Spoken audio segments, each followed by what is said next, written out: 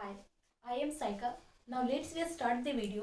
Class start करने से पहले मैं बता दूं कि कल जो आपने मुझे इतना इंकरेज किया उसके लिए बहुत बहुत थैंक यू। इसी तरह से आप मुझे फॉलो करते रहे। Now let's we start the lecture. Earth in the solar system. आज जो हम लोग क्लास 6 की ज्योग्राफी स्टार्ट करने वाले थे, जिसका टॉपिक है अर्थ इन द सोलर सिस्टम, सौर मंडल में पृथ्वी। इसका पीडीएफ आपको टेलीग्राम पे मिल गया होगा, और जिस जो नया है वो जाकर के टेलीग्राम पे हमें फॉलो कर लें। फुल मून का कॉन्सेप्ट हम लोग इसमें पढ़ेंगे। न्यू मून और celestial body, constellation body, planet, asteroid, meteoroid, Milky Way और यूनिवर्स पढ़ेंगे, है ना। अब देखो, जब सनसेट होता है, सनसेट होने के बाद जब हम आकाश की तरफ देखते हैं तो बहुत सारे छोटे छोटे चमकीले बिंदु दिखते हैं। उसके साथ साथ हमें मून भी दिखाई देता है। मून जो होता है वो स्थिर होता है और काफ़ी ब्राइट दिखता है ना। और कुछ बड़ा भी होता है, अन्य जो पॉइंट्स दिखते हैं उसके कंपेयरिंग में काफ़ी बड़ा होता है, और थोड़ी थोड़ी लाइट भी हमें उससे मिलती है रात के टाइम पे, है ना। उसके बाद अब हम जानते हैं, फुल मून का कॉन्सेप्ट जानते हैं। फुल मून क्या है भाई, कि मंथ में एक बार ऐसा होता है कि मून जो है पूरा गोल होता है और साथ ही पूरा का पूरा ब्राइट होता है। ये जो है मंथ में एक ही बार ये स्थिति आती है ना। और 15 ठीक जो है धीरे धीरे फिर घटने लगता है, और 15 दिन के बाद जो है अमावस्या की स्थिति आ जाती है। पूरा मून जो है वो हट जाता है, पूरा डार्कनेस आ जाती है, और उस दिन पूरा अंधेरा होता है। उस दिन कोई चंद्रमा दिखाई नहीं देती, है ना। और वो जो कॉन्सेप्ट होता है वो न्यू मून होता है ना। उसके नेक्स्ट डे जो है बारीक सा चंद्रमा दिखाई देगा, इसीलिए वो अमावस्या की रात आती है। अब हम जानते हैं कि रात में जब हम जो भी बिंदु दिखता है ना, लाइक आपको स्टार हो गए, या तो फिर कोई भी आकाश में जो बिंदु हैं, ग्रह हो गया, मून हो गए, या अन्य क्षुद्र ग्रह हो गए, है ना, तो वो सारे के सारे जो चीजें हैं वही खगोलीय पिंड यानी कि सेलेस्टियल बॉडी कहना। सेलेस्टियल बॉडी जो है वो दो तरह के होते हैं। एक जो होते हैं जिसके पास खुद की हीट होती है, खुद की लाइट होती है, खुद की एनर्जी होती है, और ये जो होता है वो गैसीय पिंड होता है, यानी कि ये गैसियस मैटर से बना होता है, इसलिए इसे हम लोग गैसियस बॉडी कहते हैं, ठीक है। और ये जो है यही जो होता है, इसी के कारण हमें लाइट मिलता है ना। और ये जो कहलाता है वो स्टार्स कहलाते हैं। सन जो है वो भी एक तरह का तारा ही होता है, स्टार ही होता है। अब यहाँ पे प्रश्न उठता है कि जब ये भी तारा है तो अन्य तारे जो है इससे अलग क्यों है, वो काफी छोटा क्यों दिखाई देता है, ये काफी बड़ा क्यों दिखाई देता है। हम वो तारों को जो है हम रात में ही देख पाते हैं, दिन में क्यों नहीं देख पाते। तो इसका कारण एक है, सिंपल ही रीजन है, और वो है डिस्टेंस के कारण। सन जो है वो काफी नजदीक होने के कारण हमें बड़ा दिखाई देता है, और उसकी हीट और लाइट हमारे अर्थ तक पहुंच पाती है। और अदर जो है वो काफी डिस्टेंस होने के कारण उसकी हीट भी हमारे पास नहीं पहुंच पाती, और लाइट भी नहीं पहुंच पाता, और साथ ही जो है वो आकार में बहुत छोटा दिखाई पड़ता है। अब भाई कुछ तारे जो होते हैं वो बहुत ज़्यादा टिमटिमाते हैं, कुछ बहुत ही स्थिर होता है, कुछ धुंधला दिखाई देते हैं। तो वो भी डिपेंड करता है कि वो कितने डिस्टेंस पे है ना, वो कहाँ पे है ना। अब उसकी लाइट देखो हमारे अर्थ तक आ रही है, धीरे धीरे आ रहे हैं। हर जगह जो है आपका वायुमंडल के जो लेयर है ना, वो चेंज होते रहता है, चेंज होते रहता है। तो वहाँ पर की जो डेंसिटी है वो भी चेंज होती रहती है। साथ ही वहाँ पर जो है आपका छोटे छोटे धूलकण होते हैं, इन सब से लाइट जो है टकराता है। इसके कारण वो टकरा टकरा कर उसकी लाइट जो है इधर उधर होता रहता है। इस तरह से होते रहता है, जिस कारण से हमें वो टिमटिमाता हुआ दिखाई देता है। ओके। अब देखो यहाँ पर एक दूसरा जो सेलेस्टियल बॉडी किस तरह की होती है, तो दूसरी जो सेलेस्टियल बॉडी होती है उसके पास खुद की लाइट नहीं होती, और वो जो है सॉलिड सॉलिड मैटर से बना होता है ना। और ये जो होता है इसके पास हीट भी नहीं होता। ये जो अन्य जिसके पास हीट है, लाइट है, बोले तो स्टार से लाइट ऑब्जर्व करता है, हीट ऑब्जर्व करता है, और हमें फिर से वो चमकता हुआ दिखाई देता है। जैसे कि अगर हम मून की बात करें, तो हम जब अर्थ से मून को देखते हैं तो वो चमकता हुआ दिखाई देता है। ये जो है सन से लाइट को लेता है, खुद में ऑब्जर्व करता है, और उसके बाद जब सन नहीं होता तब वो अपने आप को क्या कर देता है, हमें शो करता है, ठीक है। अब हम बात करते हैं कि अर्थ जो है उसको भी हम अगर चंद्रमा पर जाकर के देखें तो वो भी ठीक मून के जैसा ही दिखाई देगा, चमकता हुआ। ठीक है, अब यहाँ पे प्रश्न ये उठता है कि भाई कॉन्स्टेलेशन क्या होता है, नक्षत्र मंडल क्या होता है ना। तो देखो ये सिंपल, बहुत ही सिंपल है। A group of stars is constellation. तारों का जो समूह होता है वही हमारा नक्षत्र मंडल होता है। बहुत सारे तारे हम देखते हैं कि आकाश में बहुत सारे तारे होते हैं, छोटे छोटे जो पॉइंट्स दिखते हैं वो सारे तारे ही तो हैं जो चमकता हुआ दिखाई देता है। तो बहुत सारे तारे होते हैं ये जो ग्रुप्स में रहते हैं, कहीं पे 7 तारा ग्रुप में है, कहीं पे 6 तारा, कहीं 2 तारा, है ना, कहीं 4 तारा, तो कोई सेट भी इसका बन जाता है। और इससे जो है हम लोग जानते हैं कि जो स्टार्स हैं, अब इन्हीं समूह में जो है हम देखेंगे कि एक जो है सप्तऋषि नाम का एक क्या है, नक्षत्र मंडल है। सप्त और ऋषि 2 वर्ड से मिलकर के बने हैं, सप्त ऋषि, सप्त ऋषि। यहाँ पर ये एक शब्द हो गया और एक ऋषि हो गया, ये 2 वर्ड मिलकर के बनते हैं। शब्द मतलब सात और ऋषि मतलब संत, है ना। इन लोगों ने ही 7 संत माना जाता है कि 7 संतों ने इसके बारे में रिसर्च किया था, इसको खोज निकाला था। इस वजह से इन तारों का जो समूह है उसको सप्तऋषि कहते हैं। ये जो होता है वो 2 नक्षत्र मंडल, एग्जाम्पल कुछ नक्षत्र मंडल का देख लेते हैं। अर्सा मेजर, अर्सा मेजर एक तरह का नक्षत्र मंडल है, काफी फेमस भी है। इसी का ये पार्ट होता है। सप्तऋषि जो होता है वो इसी का पार्ट होता है। अर्सा मेजर में काफी सारे तारे होते हैं, जिनमें से एक ग्रुप जो है सप्तऋषि का होता है, जो कि 7 तारों का समूह होता है। किस तरह से होता है तो आप देखो, इस तरह से आप देख सकते हो।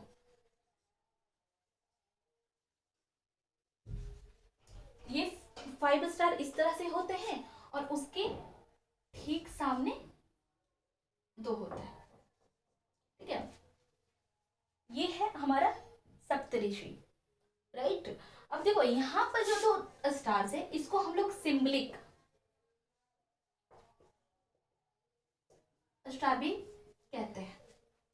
सिंबलिक सांकेतिक नक्षत्र सॉरी तारा कहते हैं, है ना। और इसके ठीक सीधा जब हम देखते हैं तो हमें यहाँ पर पोलर स्टार दिखाई देता है, यानी कि ध्रुव तारा, जो कि हमारा नॉर्थ में होता है ना, इसलिए उसे नॉर्दर्न स्टार भी कहते हैं। ये बहुत ज्यादा ब्राइट दिखाई देता है क्योंकि ये जो होता है वो अन्य स्टार्स के कंपेयर में थोड़ा सा नजदीक होता है, इसलिए थोड़ा ज्यादा चमकीला और बड़ा दिखाई देता है ना। और नॉर्थ साइड में होता है और ठीक सिंबलिक स्टार्स के सीधा अब जब देखोगे तो आपको पोलर स्टार दिखाई देगा। अब हम सौरमंडल के बारे में जानते हैं कि सौरमंडल क्या होता है इसमें और क्या होता है। ठीक है, तो सौरमंडल जो होता है वो क्या होता है। देखो हम किसी घर का नाम सुनते हैं कि एक हाउस है ना, इस फैमिली मेंबर्स का नाम जो है सिंघानिया परिवार हो गया, अंबानी परिवार हो गया, उसमें कितने मेंबर्स है, उसके अलग अलग नाम होता है ना। तो सोलर सिस्टम भी एक तरह का फैमिली है। किसकी फैमिली है तो सन की फैमिली है। सन जो होता है वो सोलर सिस्टम का मेन मेंबर होता है, मुखिया होता है अपनी फैमिली का, है ना। तो यही जो होता है वो हमारा सोलर सिस्टम होता है। ओके, अब हम जान लेते हैं कि सोलर सिस्टम में होता क्या क्या है। तो सोलर सिस्टम जो है उसमें वो जो होता है ग्रह, उपग्रह, क्षुद्र ग्रह और भी छोटे छोटे जो है पदार्थों से मिलकर बना होता है। ठीक है, अब हम देख लेते हैं कि प्लैनेट जो है सोलर सिस्टम में किस वे में है और क्या है। देखो ये है आपका सन, ओके, इसके जो है दूरी के हिसाब से देख लेंगे कि कौन सा प्लेनेट कहाँ पे एडजस्ट है। तो देखो सबसे नजदीक जो है वो मरकरी है, उसके बाद आपका वेनस हो गया और उसके बाद हमारा अर्थ हो गया और फिर मार्स और फिर क्या हो जाता है जुपिटर जो कि सबसे बड़ा ग्रह है और फिर सैटर्न हो जाता है, यूरेनस और नेपच्यून। अब देखो ये 4 ग्रह जो है मरकरी, वेनस, अर्थ और मार्स, ये 4 जो है वो सन से ज्यादा नजदीक होने के कारण, करीब होने के कारण जो है ये आंतरिक ग्रह कहलाता है, ये जो होता है वो ठोस पदार्थ से मिलकर के बना होता है, और ये जो 4 ग्रह है वो गैस पदार्थ से मिलकर बना होता है, और इसको हम लोग बाह्य ग्रह कहते हैं। ठीक है, अब ये दोनों ग्रह जो है ये इसको एक पट्टी अलग करती है। ठीक है, ये पट्टी जो है यहाँ पर छोटे छोटे जो है क्षुद्र ग्रह होते हैं। क्षुद्र ग्रह का आकार जो होता है वो एक बिल्डिंग इतना भी होता है और उससे भी बड़ा हो सकता है। ठीक है, अब हम जान लेते हैं कि अभी तो हमारा प्लैनेट्स टोटल कितना हो गया, इधर 4 और इधर 4, 8 हो गया टोटल। ठीक है, लेकिन 2006 से पहले जो है इसकी संख्या 9 हुआ करती थी। एक प्लूटो भी इसमें था। तो प्लूटो जो है इसको हटा दिया गया था। अंतरराष्ट्रीय खगोलीय संगठन की बैठक हुई थी 2006 अगस्त 2006 में, जिसमें जो है प्लूटो को बौना ग्रह की उपाधि दे दी गई थी, है ना। अब हम लोग जानते हैं कि मेटेरॉइड्स क्या होता है। उससे पहले हम लोग जान लेते हैं कि प्लैनेट्स में भी जो है हम लोग जान लेते हैं अपना अर्थ के बारे में। तो इसका डिटेल भी हम जानेंगे लेकिन आगे के क्लासेस में, है ना। 6 की क्लास में बहुत ही कम दिया गया है, ऊपर ऊपर से थोड़ी थोड़ी चीजें जो है बता दी गई है। तो अर्थ के बारे में जान लेते हैं। तो अर्थ पे लाइफ क्यों है भाई, है ना। अर्थ पे ही मनुष्य क्यों रहते हैं, मार्स पे क्यों नहीं रहते। अभी आप खबरों में सुनते रहते होंगे कि मार्स पे भी जाने का प्लान है मनुष्य का, वहां पर पानी मिल गया, अदर चीज भी मिल गया, लेकिन ऐसे अभी रिसर्च जारी है और दूसरी अर्थ की भी खोज चल रहा है, क्योंकि आपको पता ही होगा जनसंख्या बहुत ही फास्टली ग्रो कर रहा है हमारे अर्थ पे, है ना। तो अब हम अर्थ के बारे में जानते हैं। देखो, अर्थ पे जीवन के लिए वो सारी चीजें अवेलेबल है जिससे एक मनुष्य जो है जिंदा रह सकता है। जैसे कि अगर बात करें ऑक्सीजन की, हम सांस लेते हैं ऑक्सीजन, है ना। अगर हमें हवा में ऑक्सीजन नहीं होगा तो हम सांस नहीं लेंगे और फिर हम जीवन कैसे जिएंगे, है ना। उसके बाद बात करते हैं, पानी भी यहाँ पर अवेलेबल है। H2O की उपलब्धि है जो कि बहुत बड़ी उपलब्धि है, जिसके कारण जो है हर एक प्लांट्स, मनुष्य या हर एक जीव जंतु जो है इसके कारण से है। ठीक है, सनलाइट भी जो है बहुत ही अच्छे मात्रा में पहुंचता है, ना ही कम ना ही ज्यादा, ठीक ठाक मात्रा में पहुंचता है, जो कि हमें जीवन के लिए एक अनुकूल स्थिति पैदा करती है। ठीक है, अब हम बात कर लेते हैं मून की। तो मून देखो, मून जो है वो हमारा अर्थ का क्या है, उपग्रह है, सैटेलाइट है। इसी तरह से अन्य जो हमारा प्लैनेट्स है उसके भी कई सारे उपग्रह होते हैं, है ना। सबसे ज्यादा संख्या अगर बात करें तो जुपिटर का माना जाता है, कभी कभार सैटर्न का हो जाता है। देखो, रिसर्च से जारी रहते हैं, कभी कभार जो है सैटर्न में और ज्यादा मिल जाता है तो उसकी संख्या बढ़ जाती है। तो ये अपडेट होते रहता है, कभी ज्यादा कभी कम होते रहता है ना। कभी कोई विनाश हो गया उसका तो घट जाते हैं, घटते बढ़ते रहते हैं। तो ये अपडेट होता है, इसको याद रखना कोई जरूरी नहीं है कि भाई जुपिटर में कितनी संख्या है, सैटर्न में कितनी है। ये बस तथ्यात्मक चीजें, उतना याद रखने की कोई जरूरत नहीं है, फैक्ट्स इतना इंपॉर्टेंट नहीं होता है, इसको इग्नोर करिए ना, और याद भी नहीं रह पाता उतना ज्यादा। अगर हम अर्थ की बात करें तो इसकी एक ही सैटेलाइट है और वो है मून, है ना। अब सैटेलाइट जब आ ही गए हैं तो हम जान लें कि सैटेलाइट 2 तरह के होते हैं। एक तो नेचुरल, जैसे कि हमारा मून हो गया, और एक जो होता है वो मैन मेड होता है, आर्टिफिशियल होता है, जिसको हमें सैटेलाइट भेजा जाता है, यहाँ से वैज्ञानिक भेजते हैं। नासा जैसे कि एक हो गया, है ना। तो वो जो है वहाँ के वैज्ञानिक जो है सैटेलाइट भेजते हैं अंतरिक्ष में, यूनिवर्स में, और फिर वहाँ से क्या होता है कि हमें बहुत सारे सिग्नल्स मिलती हैं। हर एक चीज़, जैसे कि मोबाइल आप चला रहे हैं, अदर चीज़ें जो टेक्नोलॉजी यूज़ हो रहा है, तो वो सारे के सारे टेक्नोलॉजी सैटेलाइट्स पे ही डिपेंडेंट है और उसी से चलता है। ठीक है, अब हम बात करते हैं यहाँ पे उल्का पिंड का। तो ये भाई क्या होता है उल्का पिंड। तो उल्का पिंड देखो, क्षुद्र ग्रह तो इसकी आकार जो है काफी बड़ा था, लेकिन इसका आकार एक पत्थर या एक थोड़ा बड़ा पत्थर जितना होता है। इसी के टकराने से मेटेरॉइड्स जो है, यही जब टकरा जाता है किसी प्लेनेट से तो जाकर के यहाँ पर विनाशकारी घटनाएं भी होती हैं, है ना। और कभी कभार मोस्टली जो होता है वैज्ञानिक पता कर लेते हैं कि उल्का पिंड आ रहा है तो इसको नष्ट कर दिया जाता है। कभी कभार क्या होता है कि वो पूरा जो है मतलब बगैर नष्ट हुए ही टकरा जाता है पृथ्वी से या अन्य प्लेनेट से, तो वहां पर विनाश होता है ना। तो एक बार माना जाता है, एक मान्यता यह भी है कि ऐसे ही कोई घटना बहुत वर्षों पहले, बहुत करोड़ों लाखों वर्षों पहले जो है ऐसी घटना हुई थी। तब जो है अर्थ की जो है एक जगह था जहाँ पे अभी पैसिफिक ओशियन है, वहां पर से कुछ पदार्थ जो है अलग होकर के जो है वो मून के रूप में अभी सैटेलाइट बन गया है ना, और वहां पे गड्ढा हो गया। ये भी माना जाता है कि मून का आकार जो है लगभग पैसिफिक ओशियन के बराबर ही है। ठीक है, अब हम जानते हैं उल्का पिंड का आकार काफी छोटा होता है, और मिल्की वे के बारे में जान लेते हैं। तो मिल्की वे क्या है भाई, आकाश गंगा क्या है? तो देखो, सोलर सिस्टम जो है हमारा, सोलर सिस्टम यानी कि सन की जो फैमिली है, उसी की तरह कई सारे स्टार हैं, उसकी भी फैमिली होती है।